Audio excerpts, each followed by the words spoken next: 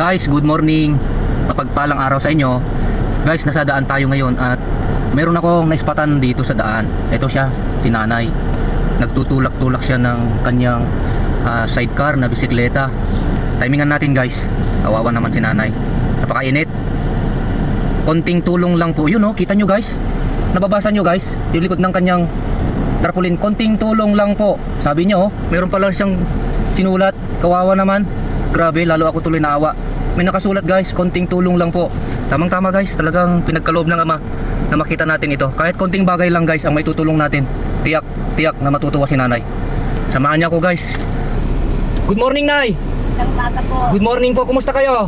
Ilan po? Kanina ko pa kayo sinusubaybayan. Ano yung pinupulot mo? Bakal po. Bakal. Opo. Bakal. Sa tingin ko wala kang makikitang bakal dito. Mabulot-bulot po ako sa daan, sir.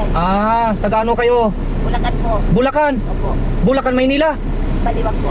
Baliwag, Bulacan. Bakit narito ka? Nangangalakal talaga. Ang layo ng Bulacan. Baliwag, Bulacan talaga.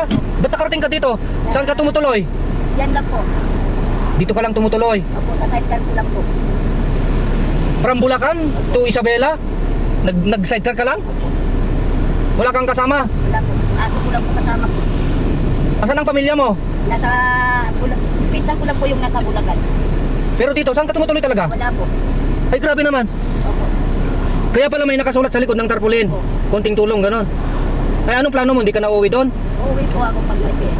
Pag may pera, paano ka magluluto? May kala naman po ako. May dala kang kalan dyan. Kala na diuling ay yung lata po. Naku, Diyos ko, grabe ka naman nanay. Nanay, oh, para sa'yo. Salamat po. Makakapagluto ka talaga. Opo. Makakapagluto ka. Opo. Kulang pa yan. Dagdagan natin. Kasi, ang layo naman, Bulacan, from Isabela ka. Nagbisikleta ka lang. Opo. Pupunta pa akong Cagayan, sir. Bakit? Ang layo naman. Pagsapalaran lang po ako doon. Makipagsapalaran ka. Ganyan ang gamit mo, bisikleta. Diyos ko, kawawa naman si nanay. Baliwag, Bulacan, ang layo. Manila, Bulacan to, ano na ito? Alicia Isabela. Ang layo nanay. O ito, grocery nanay, kompleto yan. May mga recados. Opo, salamat. Lahat yan. Yung bigas mo, Maraming salamat. yung bigas mo itabi mo para hindi mabasa. Kasi yung... Hindi naman po nababasa yan, sir. Pag Oo. umuulan.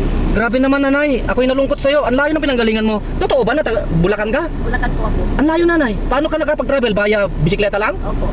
May ID po ako dyan, sir. May ID ka? Opo. Grabe, Diyos ko naman. Ang layo pinanggalingan ni nanay. Kaya pala may nakasulat. Konting tulong lang po. Ayun oh. Grabe. Bulacan, makipagsapalaran dito guys. Grabe. Grabe naman. Guys, ipapakita daw yung kanyang ano. Ipapakita daw yung kanyang ID. Tingnan natin guys. Opo, sir. Tingnan mo yung ID mo. Ayan guys oh, yung ID niya. Unsetup Opo, alisita po. Bilyacampa. Asan address mo? Malolos. Sa Malulos po yan dati ako nakatira. Malolos, Bulacan. Ngayon po lumipat po ako ng Baliwag. Grabe nanay, ako ay nalungkot. Nanay, ito balik ko ID mo. Mag-iingat ka. Opo, No. salamat po. Bukod sa bigas mo at sa grocery, bigyan kita ng 1,000 ha.